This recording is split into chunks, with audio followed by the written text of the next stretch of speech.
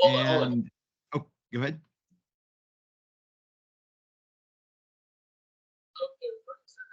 All right. All right. So as we go through the presentation, just feel free to stop me at any point in time. I can't, since I'm not in the room, I won't pick up on everybody's nonverbal signals since I'm not directly looking at you.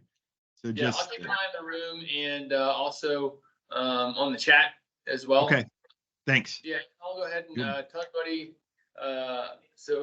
For reference on the internet, this is the June 2023 Youth and Job User Group, and I'm very, very happy to be here. Thank you, Improving, for sponsoring the meeting, and thank you to our door prize sponsors as well. IntelliJ Structure 101, Sonar, Hello Tomorrow, and Webucator. So those are the folks on the door prize link. And next month we have a meeting on July 18th. If you want to mark your calendars, it'll be on Java 17 and Java 21. And so it'll be here in the same location and also virtual. And so it should be a very, very informative and educational topic. We'll have Java champions Otavio Santana and Bruno Souza both presenting. Should be a lot of fun. They're both great guys. And spread the word about it. If you're curious, if you want to know more, let me know. The event page is already up on Eventbrite. And if you go to hjug.org, it's there as well. Easy for you to find. hjug.org if you want to know more about it. We have a Google group, LinkedIn group, Facebook group, and those are the big ones that come to mind. And yeah, and I publish all these on my YouTube channel as well. So yeah, at least as many as I can. So yeah, that's about it. So thank you so much. And without further ado, Joseph, take it away, please. All right. So part of this is what I presented at lunchtime. At that lunchtime Java user group, we had a really good attendance there as well. Excellent. Since I'm not there in person, I'm going to be supplementing some things because I had books and some that they could actually come up and take a look at. So I'll be bringing those up online here so you could see which ones I found most useful. As you probably know, sounds like almost every single day there are breaches that are coming about, and a lot of times they're related to APIs. And APIs are one of the hardest things to secure when you think about it, because they're designed to actually share the data, and you could almost say they're designed to leak data. So if you're not properly working with them, you're going to be leaking data and you're going to be compromising different things. This entire presentation is based off of the standard OWASP guides. So there's not anything that I'm paraphrasing in here. If you have questions or you need to go deeper into it, you can definitely go onto the main OWASP page that I'll be bringing up a little bit later on. There's only so much that I can provide just in an hour. So this is a foundational introduction to some of the API risks. And we'll look at a lot of things that are now available free from some industry gurus. And there have been a lot of talks on API security over the last few years, especially in Austin, Texas, in the fall again. They haven't released the speaker list yet, but I'm sure they're going to have a number of API security talks this year, since they have had quite a bit the last few years.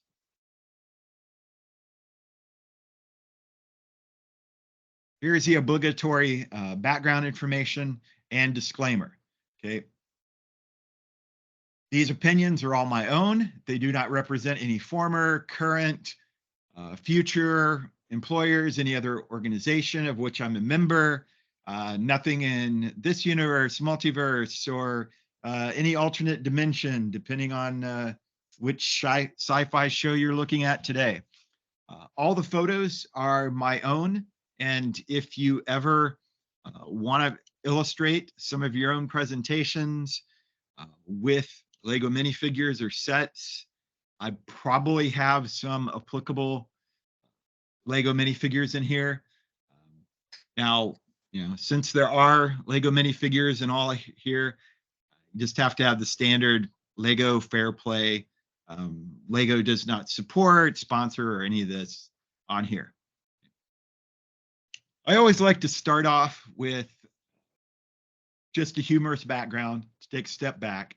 So OWASP Top 10, it's no longer the web application security project, because there are now so many different types of applications out there: mobile, IoT, now we've got AI, machine learning, standard web, and the APIs. There's top 10s, top 10 risks for a lot of those now. And it's now open worldwide application security project is what OWASP stands for now. Acronym, huh? Yep. They changed over, in an evolving world, and they've had some changes on the board and some direction. But OWASP is a nonprofit in the US. They're a 501c3. So if you are allowed to have volunteer days for nonprofits, you can always become a part of OWASP. Unfortunately, in the Houston area, we have not been able to maintain an OWASP chapter.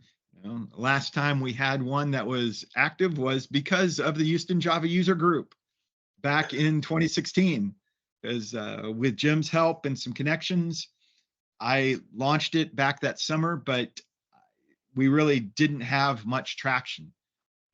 And a lot of our folks were from HJUG. And down here, notice there's just a little Shakespeare. The question's not to build or not to build. It's really, how can we securely build? Because in the IT world, it doesn't matter what level you're at, you're building something, even if it's just a spreadsheet or a CSV file or a quick script on here. Each one of the top 10, I'm going to start off with a photo and some text, and then I'll switch into more of some bullet points. And these are just the high level bullet points that you would see if you're looking at the top 10 project pages. We'll look at those in just a little bit, but the only thing I can fault the new 2023 documentation on, they don't yet have a PDF download for it. It's all just in Markdown. So you could go to the GitHub project, get all the .md files and do it, or could print it from the web. So that's why I've kind of put some things on here. So what is broken object level authentication? Here we have Spacebook, because in Houston, you always have to have something with space. So in an ideal world, you would only be able to access your own objects, your own piece of information, and you would have unique identifiers that can't be easily guessed.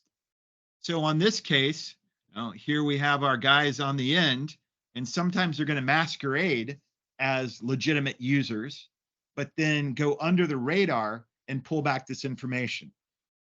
A lot of times in the past, people might have just used incremental numbers. So they might have had in the parameters, maybe somebody's address.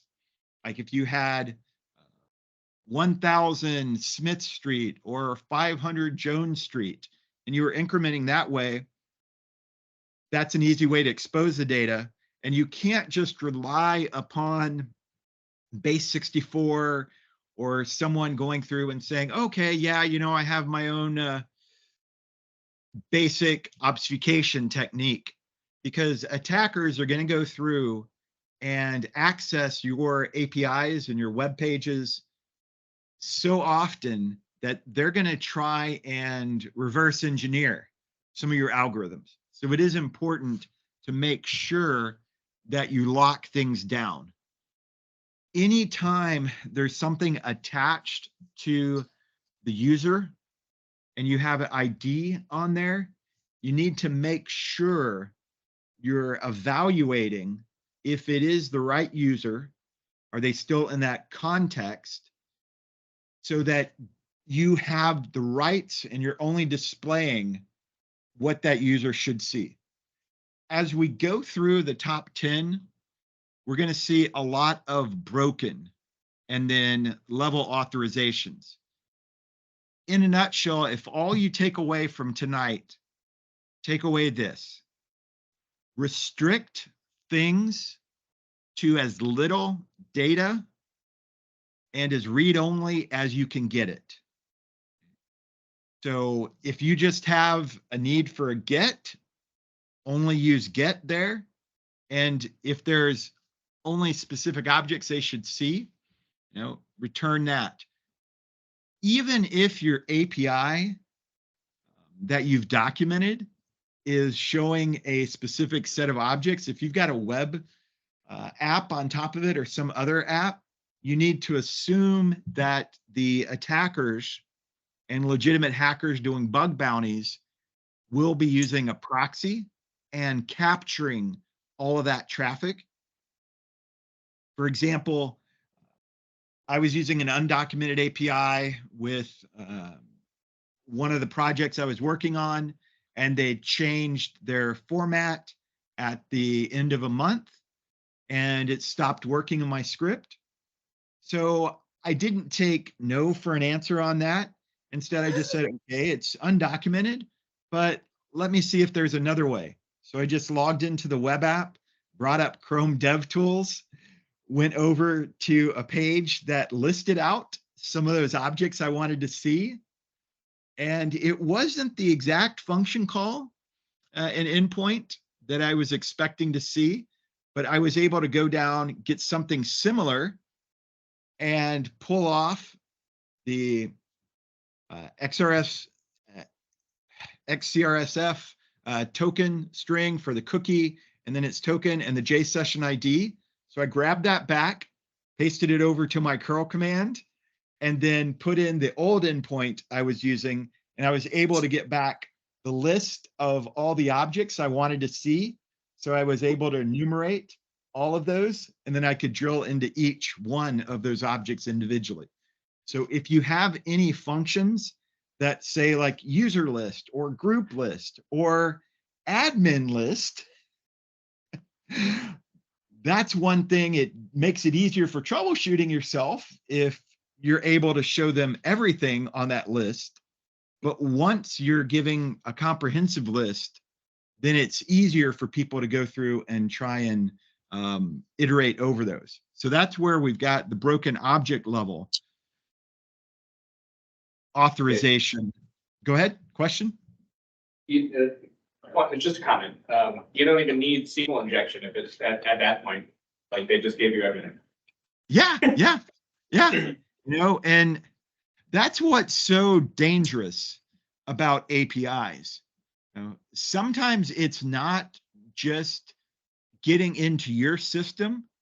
It could be they know that you're a partner with someone else and they're doing reconnaissance. That happened to Target. Yeah. And let's say that you're a third-party vendor processing some healthcare data, or you're running some surveys for a bank, or even just your local coffee shop or ice cream place. Being able. Oh, are these you, Joseph? Oh, Are you there? yeah. No, Okay. you just okay. I got it for just a second. Okay.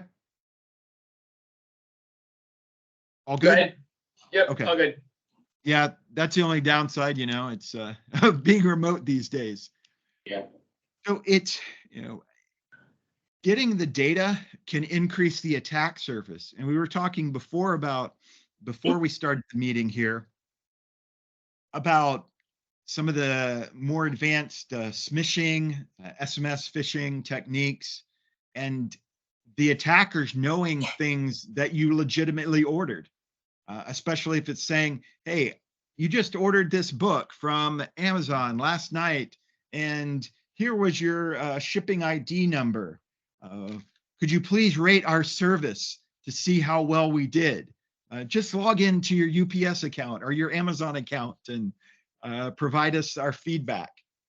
Social engineering is sometimes just made possible because they were able to dump things.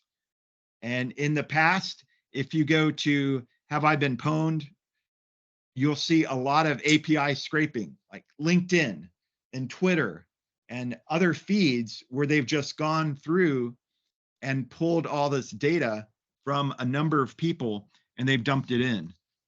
And we'll take a look in a bit about how these risks were assessed and how easy they are to exploit, how widespread they are, how easy it is to detect, and whether or not it's going to be generic or if it's specific to your business. API security is more than just your standard security. You're going to have discussions not only with your security team, but your end users and your business units. Your business units might be the ones paying for things and funding the resources you have. And if you have chargeback, that makes it a little bit easier on there too. So go ahead. Easier for who? Easier for when there's chargeback? Well, yeah, for hackers, I'm guessing. Well, it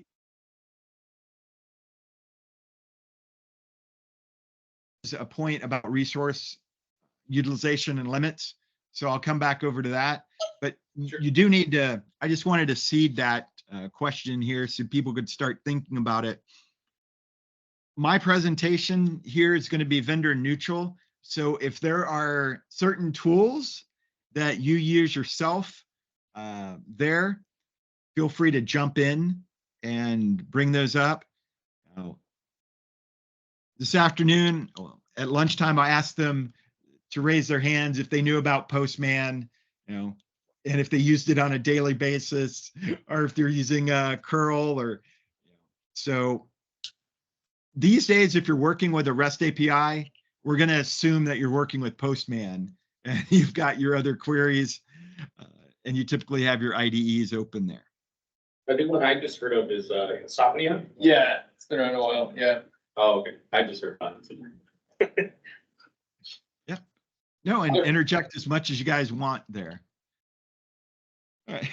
When it comes to authentication, why do I bring this up here? So authentication is going to be more than just making sure that someone is able to be who they say they are. But this is more from a business perspective side. Let's say you have your executives that are on vacation and they're posting on social media, and then their delegated person succumbs to an attacker coming through and saying, oh yeah, it's like, I just got a new order from a vendor, so you need to send me all of this money and reroute that banking account. Used to be that you could easily just say, don't ever roll your own crypto, and then it was cryptography. But now when you say roll your own crypto, people tend to do crypto mining. They roll their own new cryptocurrency. Yeah, exactly. Yep. So never try and create your own encryption algorithms or techniques, even if you're coming out of a brand new college program and you think you know everything from AI, ML, and you have all the expertise. It is so easy to make mistakes when it comes to encryption and algorithms. It's much better to trust the frameworks that have been fully vetted. And if you have a security team that has coding guidelines, you definitely want to make sure you're working with that. And with APIs, you're going to be working with your tokens a lot of the times. You want to make sure that you're not exposing any of the data in your URL, and try and limit as much as you can in the headers. if you're using the microservices behind the scenes and not just a straight API, then you're going to have to look at that as well. So being able to trace each one of those steps becomes much more important when you get to the microservices side. One other way that attackers have exploited things a lot is your forgot password and your reset password. Oftentimes, those are open much more than they need to be. So your authentication mechanisms need to match when you're doing your signups, your logins, reset, and forgot. So most times in corporate world today, you're having to bring up Microsoft Authenticator, Google Authenticator, Authy, or whatever. For the forgot password or reset password, you want to make sure that you're enforcing that MFA as well. If someone does lose their phone, then you've got to have some techniques established in your corporation. So on those cases, sometimes I've seen companies make you do a webcam and you actually have to show your ID if you can't come to a location in there.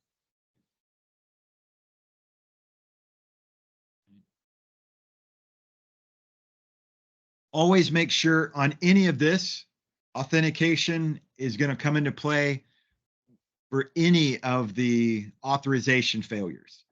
So even though BOLA, the object level authorization, was on the first section, you're not going to be able to get there unless you have the authentication, unless it's a fully public, non-secured API. In the past, you might have seen some excessive data exposure or some sensitive information. The property level authorization here. This is talking about what are you sending back and what do you see that may not be needed for that. So only show the smallest piece of information that you can. If you're going to a clothing store and you want to get a new outfit, do they need to know all of the outfits that are already in your closet? Or do they just need to know your size? Or if you need a location, do they only need to know that you're in Texas to do the Texas state sales tax? Or do they need to know that you're in Houston or Katy? Even if the end user is being displayed a small number of properties, behind the scenes, if you're giving them back everything for that object, because it's easier, it's a lot easier to just say, oh yeah, here's the entire object and here's a dictionary or my hash table. I'm going to give you everything. And then I'm going to just parse it on the client side rather than the back end saying, all right, here is my content. And then I need to go down to this element and only give here.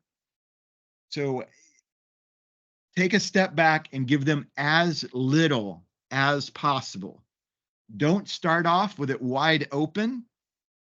Start off with your allow list. So there's typically allows and denies.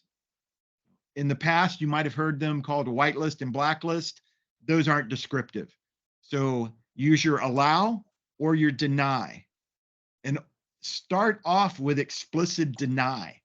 So say, you don't get anything at all. And then prove from your business why you need to give each one of these attributes or each one of those properties. And if you're looking closely, you might even see here's an authentication issue. Because this isn't Batman down here, it's Batmite. And Batmite always wants to know everything about Batman. So when you're looking at any of these, always make sure that you properly authenticated. I try to add in the humor when it's a remote one, but it's not as easy there sometimes.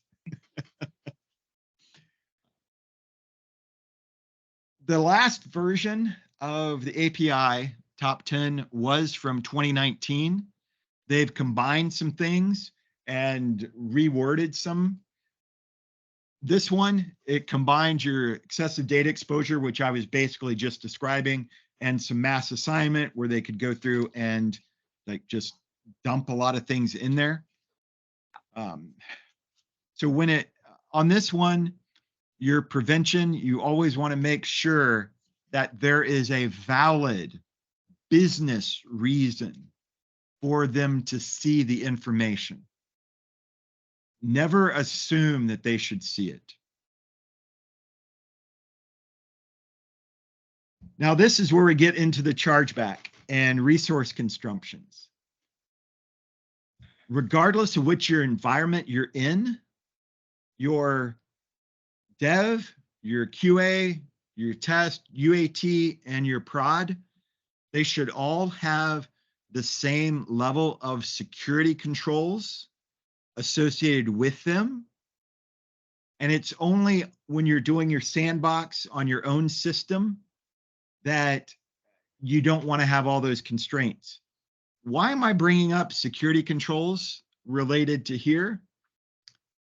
If you're in QA and you're doing a lot of testing, and let's say that your API is going to call some Lambda functions, and you're just pounding away in QA, and your CFO is expecting to see a $10 bill for your QA environment, and then all of a sudden they get back $1,000 bill for that month, they're going to go, wait a minute, what in the world is going on?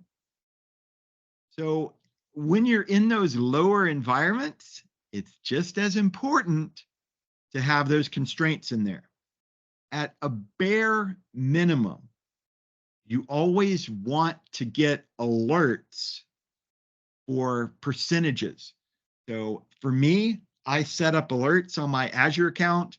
So I've got a VS Pro subscription there.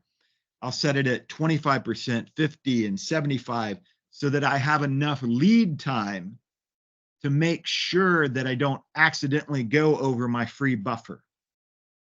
And you can put billing reminders and constraints and emails on Azure, AWS, etc. Ideally, you'd want to go one step further, not just alerting, but actually having a hard budget on there so that in case you accidentally kick off some automated tests on a Friday night and you didn't account for it running in the background, and instead of it making one call every 5 minutes, it's making a call every 5 seconds. And that's another aside. Don't ever try out new code on a Friday afternoon.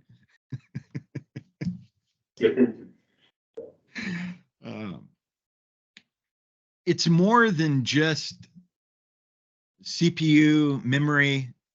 These days, if you still have your own data center, then that's where your heat and your resources can increase. And if you don't have proper cooling, then that can cause some equipment failure. When you have your own data center, sometimes you start noticing the temperature goes up when somebody has put in that crypto mining backdoor and they start really eating up all the resources. API gateways are really helpful for restricting how many incoming requests, and sometimes you'll have the corresponding for the outbound. So it's not just what you're allowing to come in and what you're allowing to go out. You have to look at the full end-to-end picture.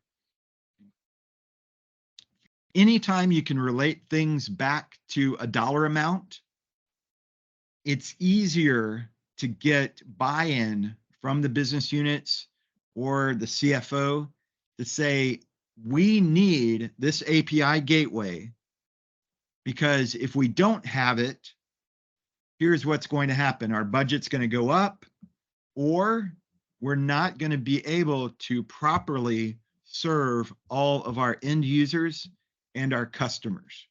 So it's not just preventing your costs, but it's making sure that legitimate users can actually access what they need to.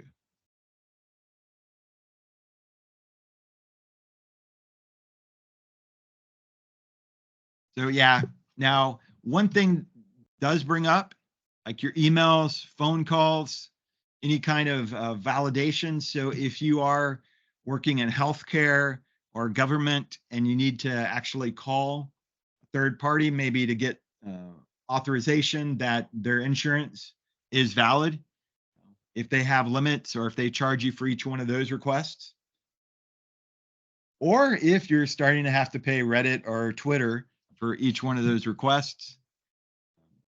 And it could be not just a financial cost. It could actually be that denial of service. A lot of times it's going to be the DDoS's dynamic denial of service.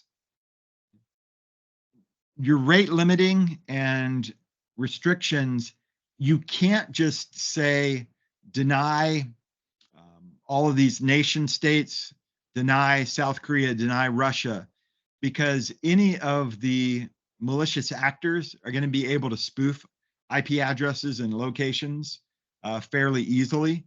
And if they can go through and get some of the synthetic monitoring bots and get some of the Python or PowerShell scripts out there, you'll see a lot of the canaries on AWS with Python. So if somebody could do the same type of thing, makes it easier for them to hide who they are. Broken function level authorization. Only.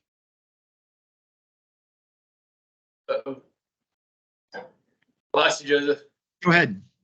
Sorry, I lost you a second. Go ahead. We heard only. Oh, okay. So only give the level of permissions that are needed.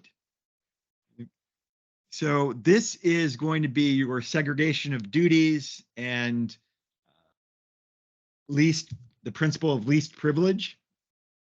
If your help desk only needs to be able to do a get on a certain item, don't allow them to do anything else on there. Okay? And anytime somebody sees a /user on an endpoint, they're going to immediately try /admin. Or if they see like group, they're going to try like groups, user for you, then users. So they're going to try and get back the list of all of those objects and then escalate their privileges. So only give them exactly what they need. The other thing is you want to make sure that you're only allowing them to use the method that's actually needed. So if there's ever a get, like, so if I say, okay, get my user account, one of the first things that people are going to do, follow that up with delete. So if you've got a get, chances are there's a corresponding delete if you haven't been careful. And if an attacker can go through and start running deletes, he's just disrupted your business and causing you reputational risk. Also, he could be going back through and covering his tracks. So if he created a number of accounts on your system and then he comes back and does all these deletes, he's covering his tracks there. If there isn't a legitimate reason to see a /admin endpoint, you shouldn't be displaying it. And ideally, you would have that on a second level where you have to first authenticate and go through a completely separate portal in order to get that admin access.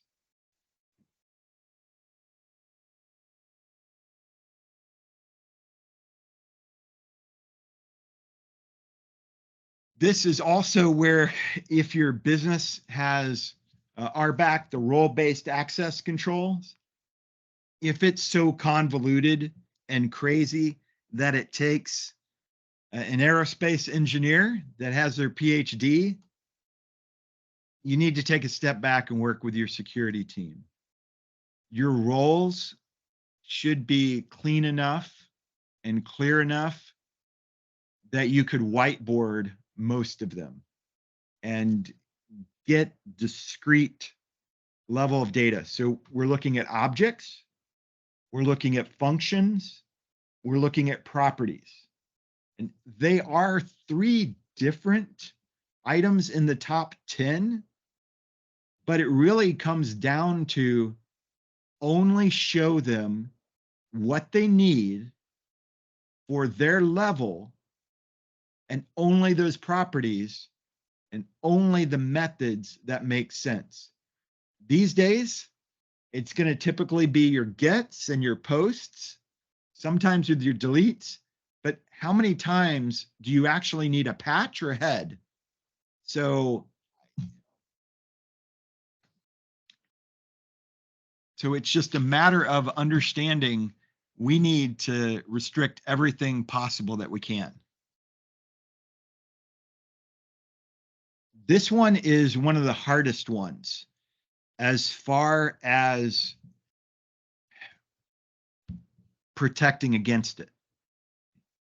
You need to have the conversations with your marketing team, your business team, and understand what's going to happen.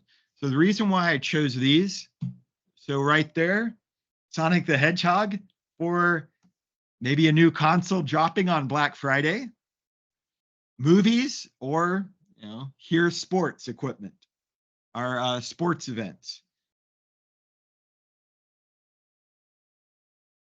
The examples that are in the top 10 guides for the API top 10, they're going to be a little bit more abstracted and sanitized, so you won't be able to tell exactly which company it is at first, but you can read between the lines. These scenarios in here are like the new gaming console, or it could be like wanting to go get tickets for your children or your significant others or your parents or grandparents, regardless of whether it's a Jimmy Buffett or an old school rocker or Taylor Swift.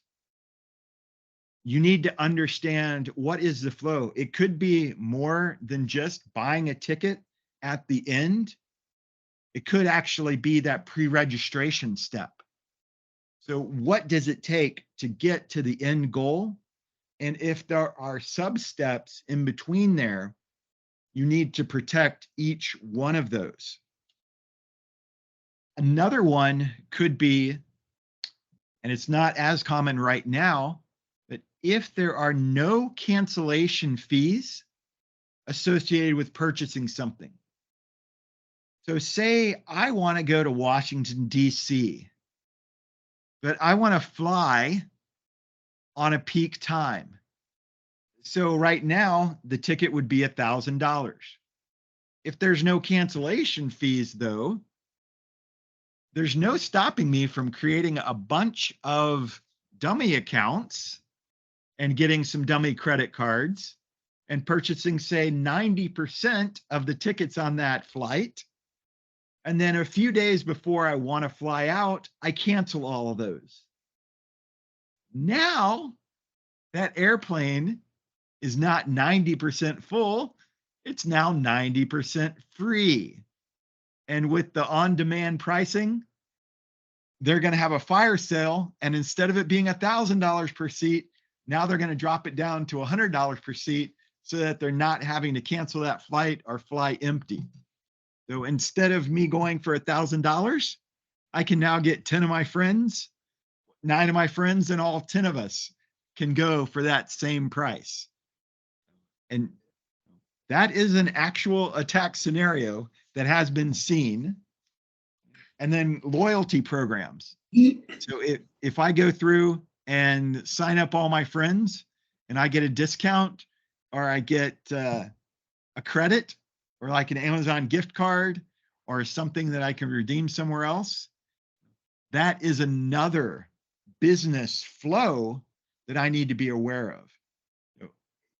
And you as developers, you typically have more insight onto that flow. But if you haven't been a part of that project from the beginning, one way that might be helpful is to actually go to your performance team. And why would you go to your performance team? Well, they might have some synthetic scripts that go through each one of the steps for that API or that application that would mirror what an end user would do. Might not be 100% the same, but typically you'll see those scripts, right? Log on to this page, get back some information. So if you're looking at your utility bill today and you want to see how many dollars it's gone up today versus yesterday, you typically log on and then you'd go to your first page. Here's my landing page. Go to my account. Take a look at my bill. Take a look at my usage. What is my rate? How long is it locked in for? Or is it on demand? So that's the type of business logic you'd want to be aware of. And with utility, there's still a lot of times when somebody's going to try and spam you and basically slam. Yeah, that's the term I was looking for. They'll slam it and try and convert it to something else without your knowledge. Another thing that's just where you have to be careful about folks coming up to your door on that one as well.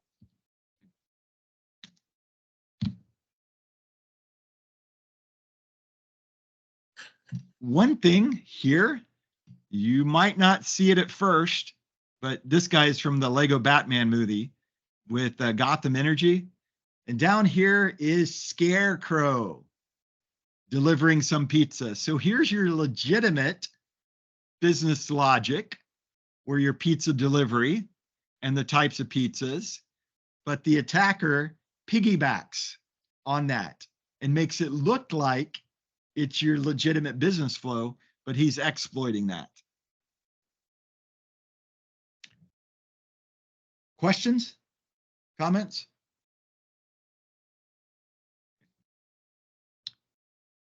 It's not just a matter of what's happening inside your application, but anytime you allow the user to give you input or send you somewhere else or pull back information, you have to assume that that data has been poisoned.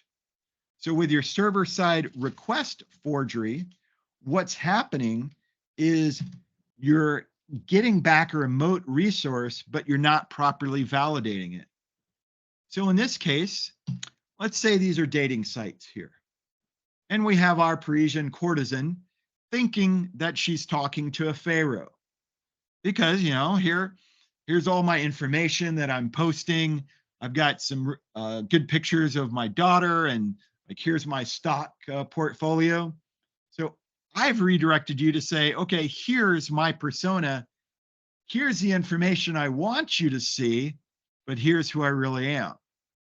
Or the potter thinking she's talking to a farmer at the organic farmers market, but behind the scenes, really, she's talking to all of these enemies of organic farming on here.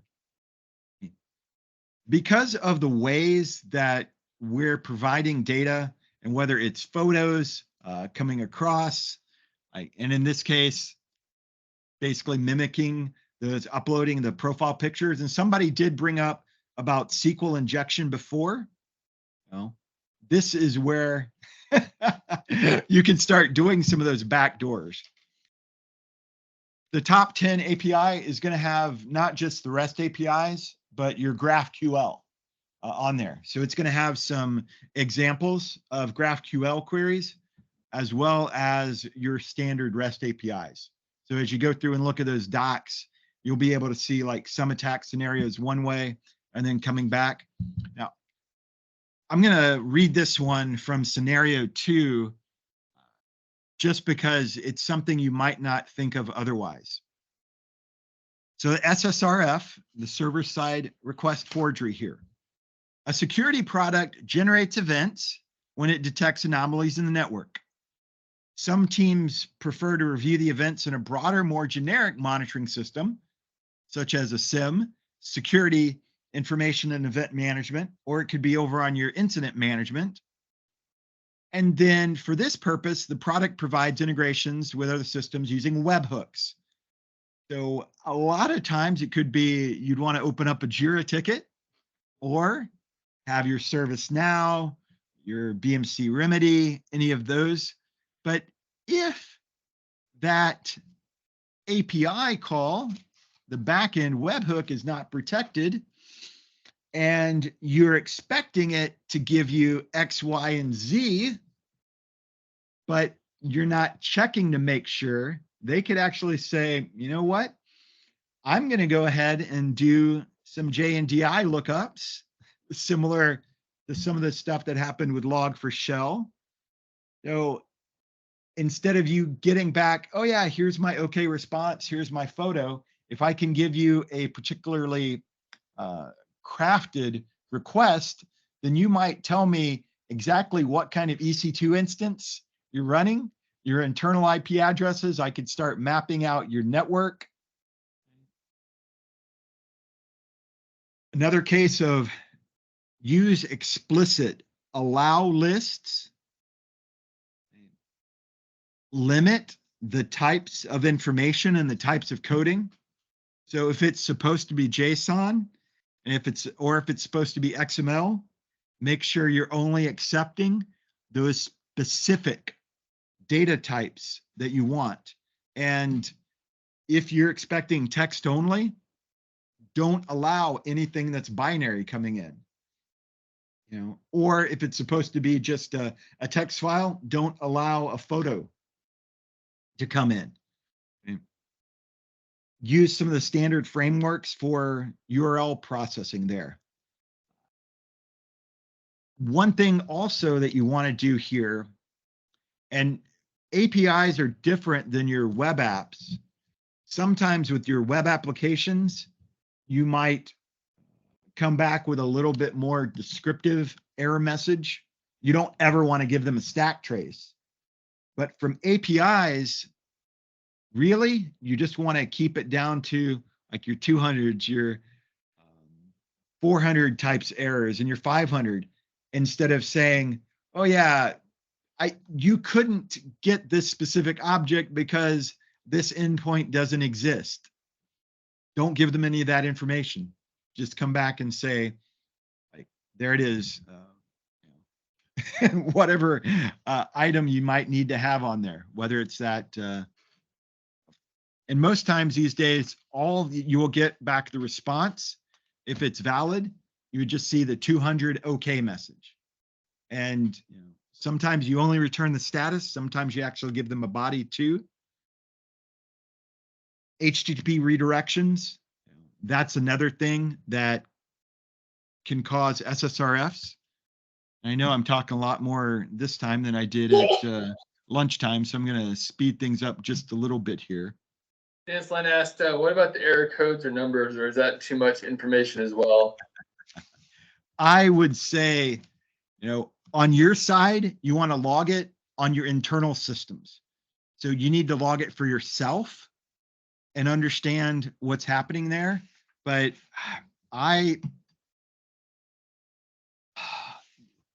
really, you just want to stick with the numeric codes if at all possible. So use your semantically appropriate status code though. And we'll come back and look at some of those cheat sheets just in passing here. But think of what a program or a computer would be parsing, and only send back the information that it would be able to then take a corrective action on. So your try-catch exceptions You want to be able to capture the right amount of information without exposing sensitive data on your own internal logs that you've secured, but don't give the attacker more information than they need. Hopefully, no one at your team has inadvertently put access keys or secret keys or tokens in public repositories like GitHub. Oh, frightening. Yeah, or even in your own local repository. So let's say that some of your performance monitoring scripts, that somebody left the username and password in plain text in that file instead of a password vault. That's another security misconfiguration there. Starting off with your best practices, it's not just the code itself, but it's going to be your processes and your procedures. Someone brought up at lunchtime, they had the question, oh, do I only need to have security controls in production? No. And this is where I didn't have to speak up. One of the other developers there said, absolutely not. Every single environment outside your sandbox needs to have the exact same security controls.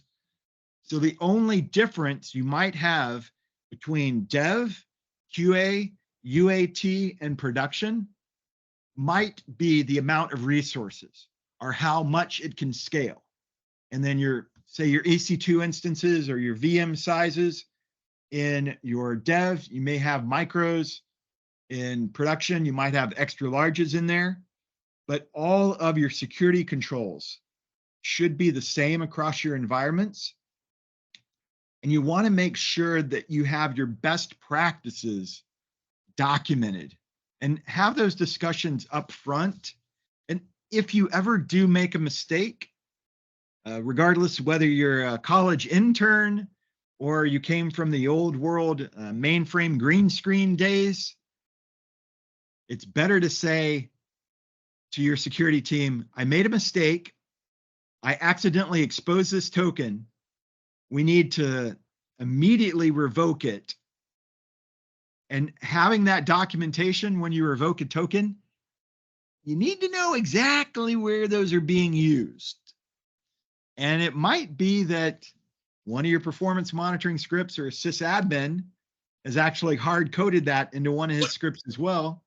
And you wouldn't know it until they came back and said something's going wrong. Or it could be that one of the data science interns had that in their Python script that was using it as an input to pandas. So Python data analysis, and these days, Python pandas are used a lot in the data science world.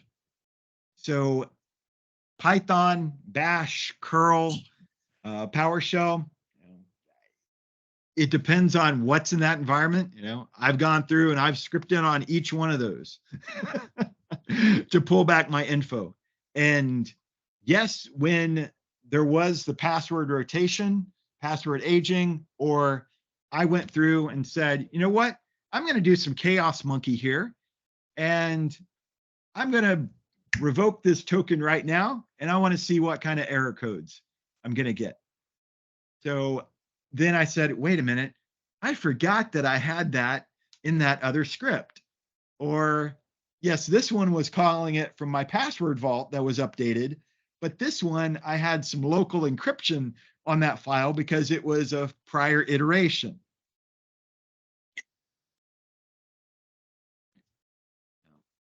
Basically, work on your pipelines so that things are consistent. And the more things you can automate, the less you have to think about what you need to do, and you can focus on delivering value. Y'all were talking about the technical debt earlier about which code should I attack first and which classes, similar types of information. You've got that data for your code coverage. So that's another type of security configuration item that could avoid this misconfiguration. This one is extremely important. Once you create a version of an API, you have to assume that attackers have archived that documentation. Maybe it's in the Wayback Machine. So maybe you have a V1, V2, V3, and it doesn't matter whether it's public, internal, or if it's just on your partner side. Once that API endpoint is out there, you might go back through later on and clean up some of your technical debt and update some things. But if you've just updated, say, V2 and created a new version on there, but you never removed the V1 code, it's just vestigial zombie just lurking behind the scenes. Or even worse, if you're a maintenance programmer and there's a ton of stuff in there that nobody bothered to document, those zombie APIs behind the scenes can cause you problems. And it could be some of your partners are sending too many requests, so in red, or they're getting a little bit too close. So it could be that a prior version of that API didn't have all the rate limiting and it wasn't connected to the gateway. Or could be some bots in there, account takeovers.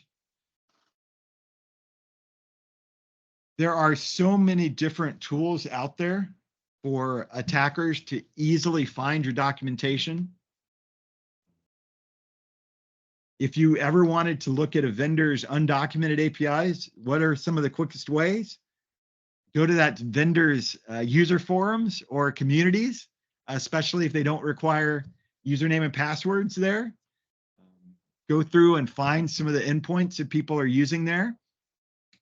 Look at their public documentation, look at the Internet Archive, Wayback Machine.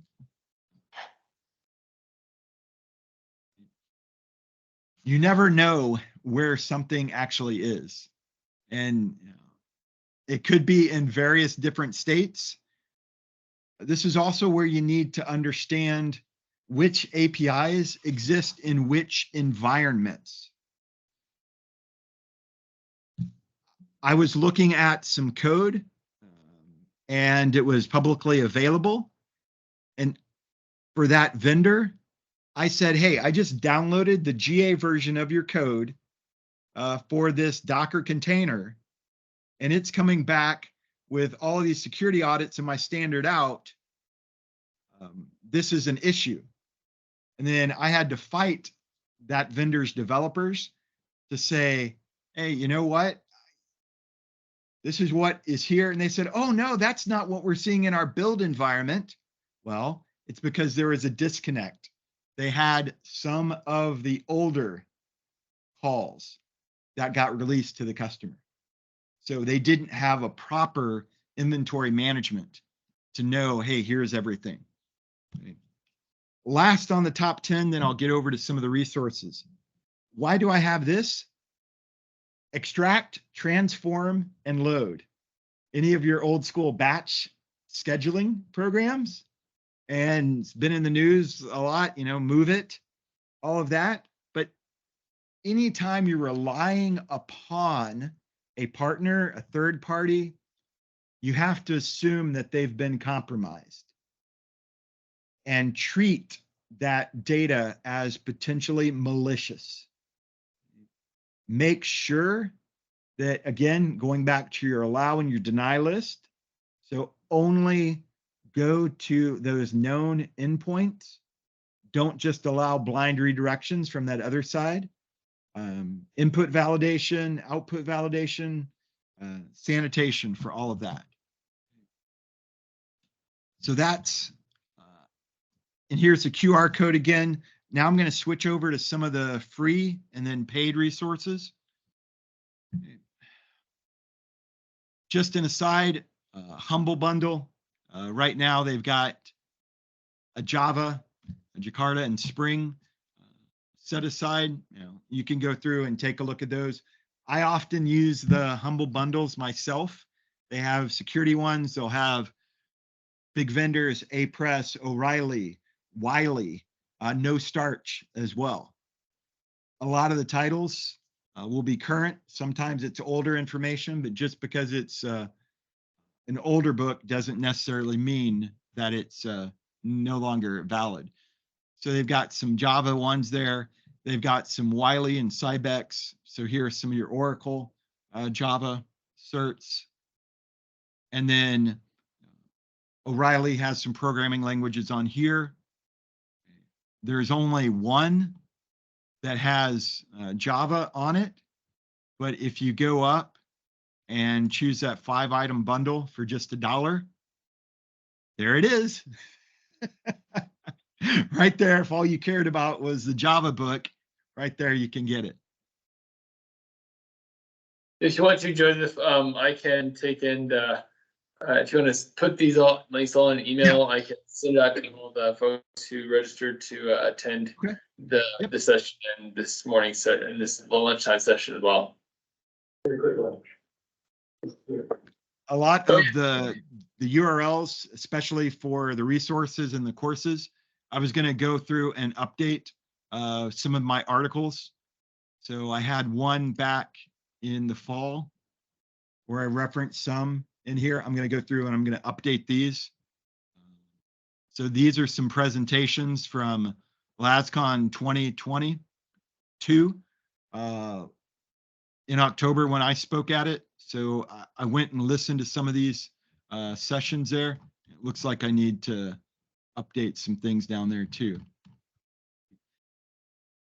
One thing that you absolutely need to do is go to AppySec University and sign up. They just released over the last few days a brand new set of courses on the OWASP API top 10, and some of these are in progress right now. They just have BOLA for one, but this is Corey Ball.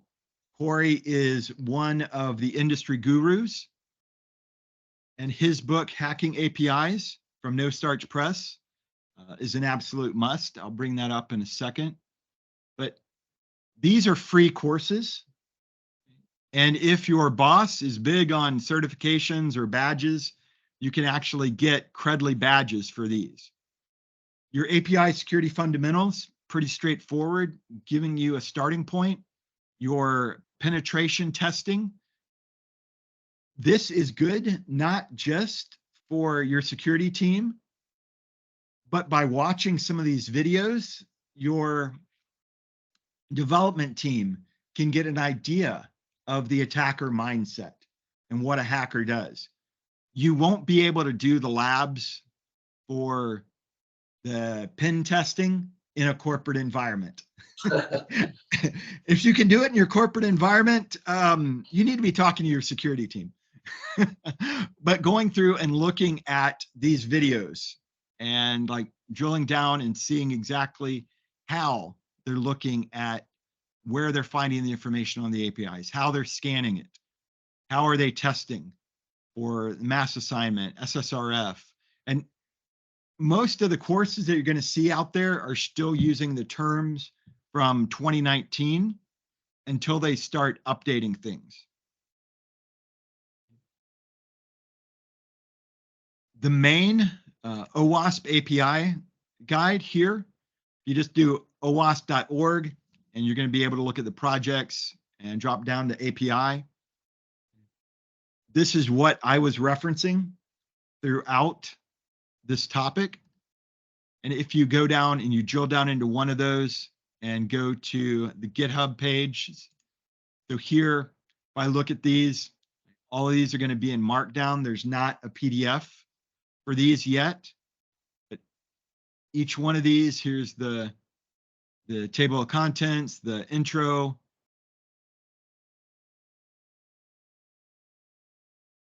table. You're going to have each one of these broken down. So here with your broken object level, you see the threat agents, attack vectors, the weaknesses, impacts. What does it, how is it exploitable? How often do you see it in the wild? Detectability, how hard is it? And is it business specific or not? Down here, like I talked about, the sensitive business flow. You'll have the sections, your table, is it vulnerable? And then your attack scenarios. And then your preventions down here. See here. So here we could see, here's just some REST API potential scenarios, and then there's the GraphQL. You don't want to just stick with the risks. You actually want to look at how you can prevent those. So that's where the cheat sheet series comes into play. There's a REST assessment and REST security.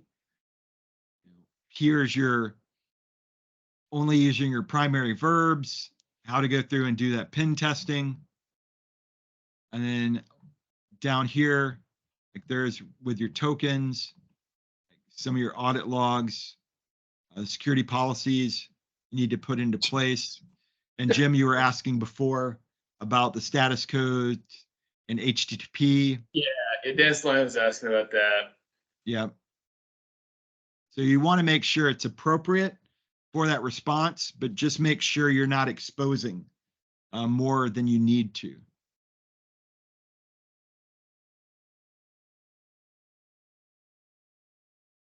So absolutely need to look at these resources and the cheat sheets. And again, here, like I talked, your intended content to match, for example, /JSON and not /JavaScript there.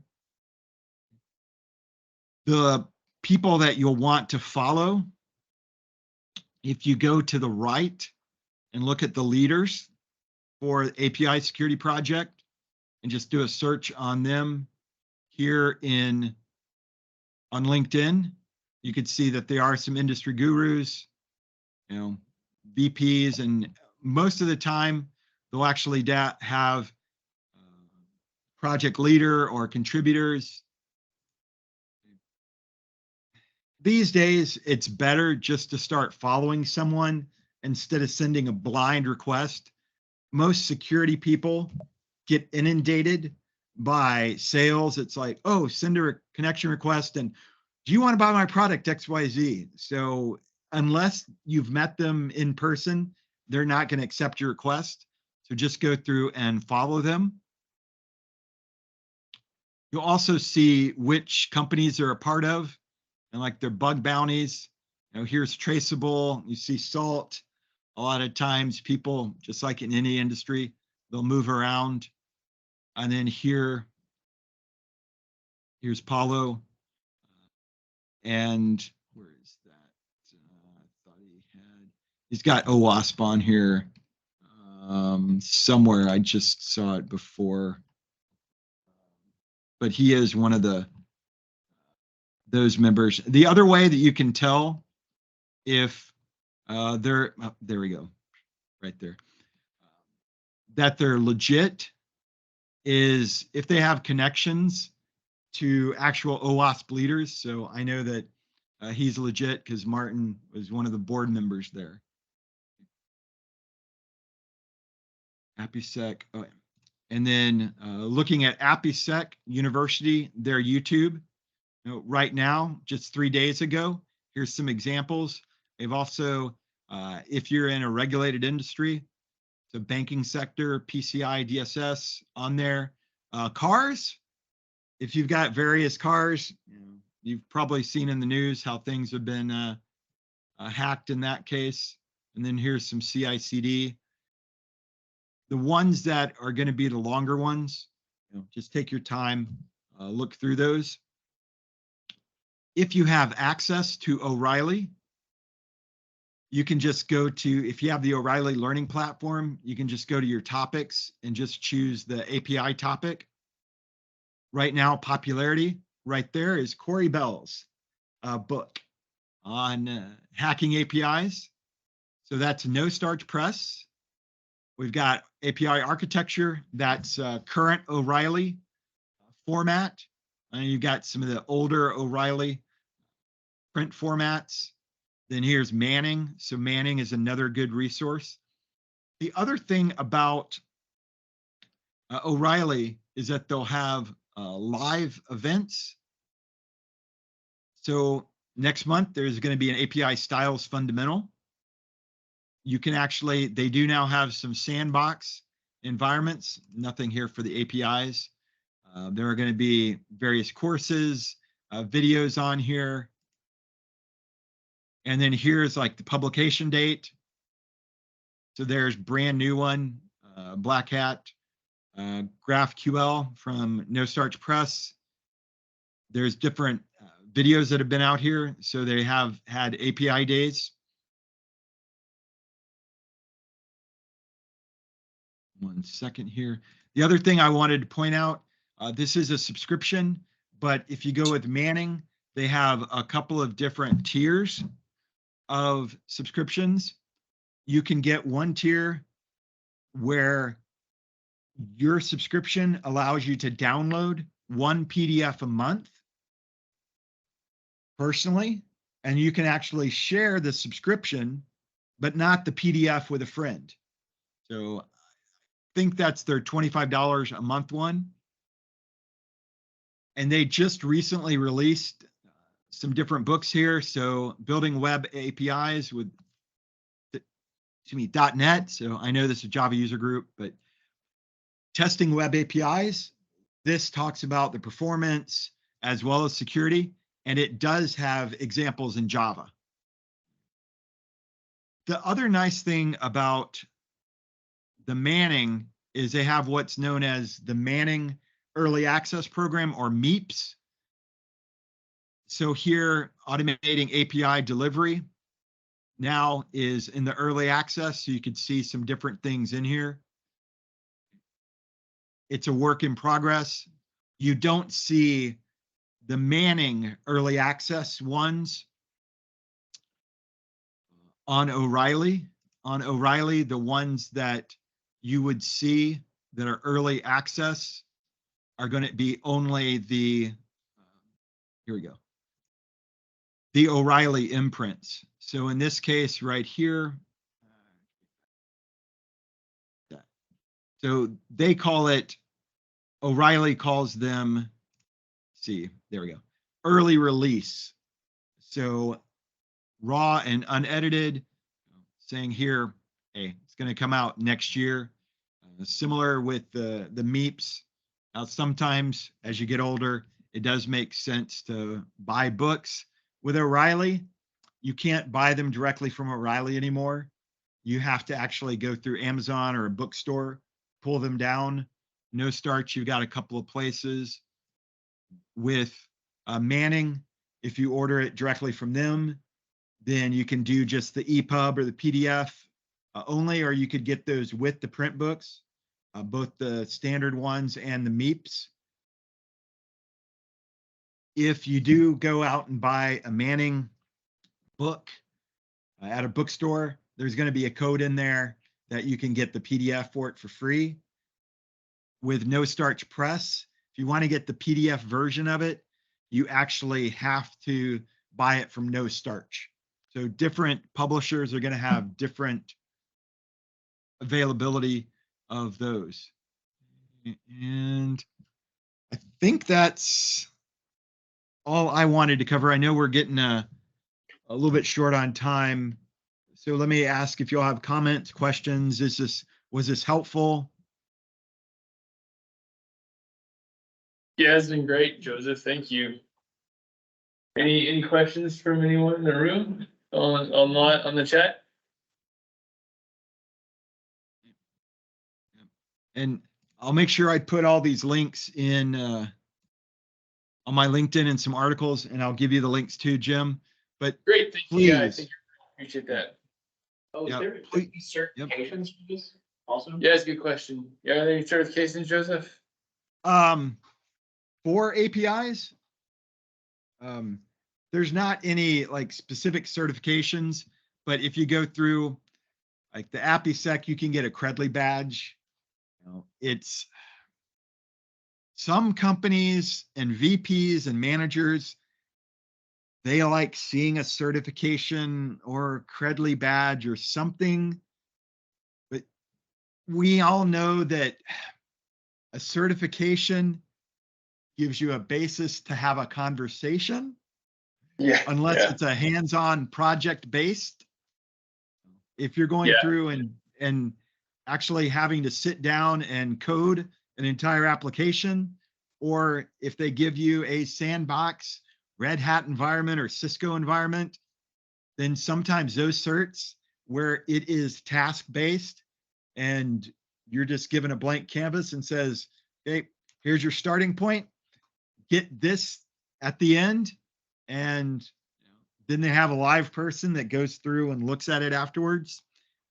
That's solid there. Now, if there are Crudley badges here, but other than AppySec, I don't know of any other courses that are close to a certification right now. But they'll come out, and like SANS and GIAC will probably have super expensive courses and certifications later on. Those are the ones that if a course is $5,000 and the only way you can get that cert reasonably is to go to the course, that's when you just have to be at the mercy of your company. Yeah. And, these days you just have to assume that a layoff is 1 day, 1 week, 1 month, 1 year away. So personally, I pay for every single one of my subscriptions and every book I buy myself. So all of my like lists and things that I want to look at for O'Reilly or any of my events that I've attended, like my live events and my history, like my recordings on here. So any of those, I want them to be on my own side. I don't want to have to go back and try and convert something, just like if you ever had a cell phone that you're using for business and work way back in the day and you had to port that number, not fun. So one other plug on O'Reilly, they have all these live events, but even if you aren't able to attend it live, you could still sign up and register. And then when you've after you register, you can go back and view those sessions. And if there's slide decks associated with it, you can download all those decks and watch it at your leisure. Now they even let you register for ones that overlap. Okay, nice. So thanks for allowing me to talk so much. Oh yeah, this has been great. And Yeah, it's always a pleasure to have you, Joseph. This has been very, very informative.